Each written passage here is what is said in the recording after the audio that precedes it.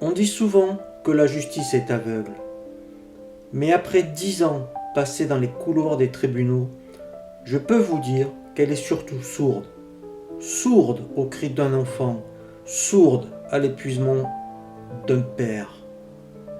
Bienvenue dans ce deuxième épisode de L'Ombre Invisible. Je m'appelle Axel Rivage et aujourd'hui, je vais vous raconter un marathon que je n'avais pas choisi. 10 années de procédure devant le juge aux affaires familiales. Comment, avec le même dossier, on peut être balayé en 2018 et sauvé en 2022. C'est l'histoire d'une pièce lancée en l'air et d'un père qui refuse qu'elle retombe du mauvais côté. Tout s'accélère en janvier 2019. Ma fille panique. Tous les lundis à 15h, devant la grille de l'école, l'angoisse monte. Elle ne veut pas aller chez sa mère. Un jour, j'assiste à sa première crise de tétanie. Les doigts tordus, le visage déformé. Le médecin est formel. C'est une réaction extrême au stress. Pourtant, mon dossier est déjà lourd.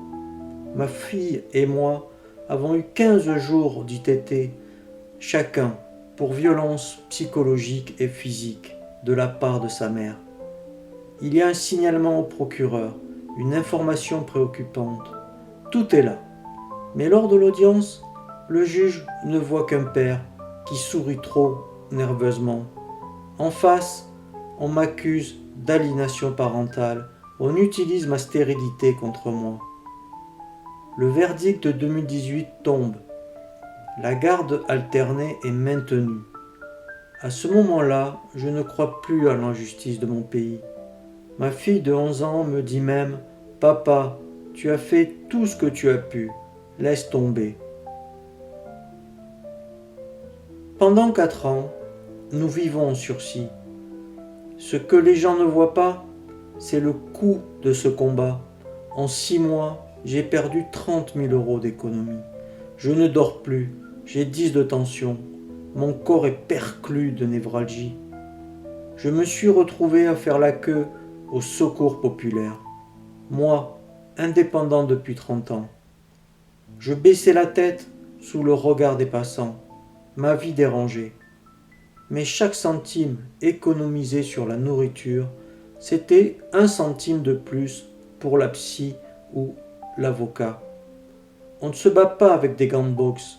On se bat avec ses dernières tripes. En 2022, je rencontre une nouvelle avocate. Elle me parle d'un outil dont personne ne m'avait parlé, l'assignation à bref délai. C'est une procédure d'urgence, quand les preuves sont accablantes. C'est ma dernière cartouche. En moins d'1 mois, nous sommes devant une nouvelle juge.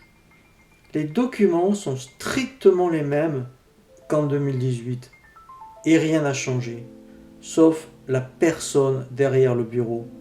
Cette juge est consciencieuse, elle lit, elle regarde, elle comprend que ma fille est en danger, elle m'accorde enfin la résidence principale. Le soulagement est immense, mais le goût est amer.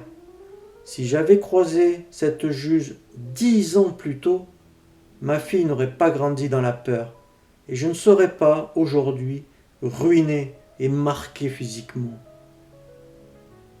Aujourd'hui, ma fille est enfin heureuse. Ma résilience a payé, mais à quel prix ?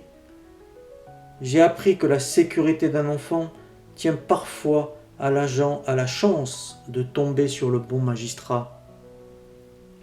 Mais si le juge a fini par trancher en 2022, il y a un autre acteur qui a joué un rôle trouble pendant toutes ces années, un acteur censé protéger, mais qui s'est souvent perdu dans ses propres rapports, les services sociaux. Dans le prochain épisode, je vous raconterai mon combat de 6 ans avec les services sociaux.